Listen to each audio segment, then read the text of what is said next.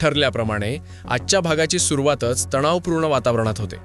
कामानिमित्त चैतन्य अर्जुनशी बोलत असतो, मात्र अर्जुनच्या मनात सतत सचिनविषयी विचार सुरू असल्यामुळे त्याची चिडचिड वाढते आणि नकळत त्याचा राग चैतन्यावर निघतो। काही क्षणांतच आपली चूक लक्षात येताच अर्जुन चैतन्याची माफी मागतो। त्यानंतर चैतन्य अर्जुनला घरी जाऊन थोडा आराम करण्याचा सल्ला देतो। घरी जाण्याआधी अर्जुन अस्मिताची तब्येत कशी आहे हे जाणून घेण्यासाठी घरी फोन करतो। दुसरीकडे अस्मिता घरी असते। सुरुवातीला तिला खाण्यापिण्याची अजिबात इच्छा नसते, मात्र अचानक सचिन घरी येऊन तिला सरप्राईज देतो। सचिनला पाहताच अस्मिता प्रचंड खुश होते आणि क्षणातच तिची भूकही वाढते। अस्मिता आनंदी आहे हे पाहून घरातले सगळेच समाधान मानतात। सचिन फ्रेश व्हायला जातो आणि नेमक्याच त्याच वेळी अर्जुन घरी येतो। तेव्हा त्याला समजतं की सचिन आधीच घरी पोहोचलेला आहे। काही क्षणांतच सचिन आणि अर्जुन आमने-सामने येतात। अर्जुनला पाहताच सचिन घाबरतो, मात्र अस्मिता समोर प्रेमळ पती असल्याचं नाटक सुरू ठेवतो। संभाषणादरम्यान अर्जुनचाही ताबा सुटण्याच्या बेतात असतो, पण तो स्वतःला सावरतो। अस्मिताच्या नाजूक तब्येतीमुळे सचिनचं सत्य उघड करणं त्याला योग्य वाटत नाही। सचिन घरच्यांना सांगतो की त्याने ऑफिसमध्ये कळवलं आहे की त्याची पत्नी प्रेग्नंट आहे, त्यामुळे आता त्याला तिच्यासोबतच राहावं लागेल।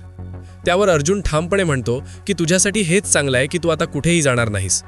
दरम्यान दुसरीकडे साक्षी सतत सचिनला फोन करत असते, पण सचिन एकही कॉल उचलत नाही, त्यामुळे तिची अस्वस्थता वाढत जाते।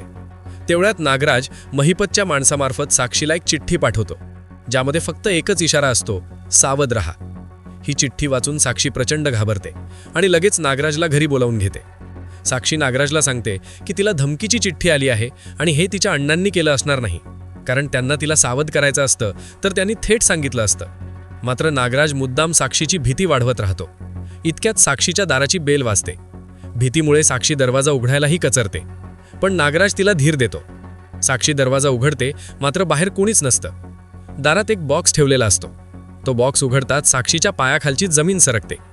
त्या बॉक्समध्ये तुरुंगातून पळून जाताना साक्षीच्या जागी ज्या मुलीची हत्या झाली होती तिचे फोटो असतात।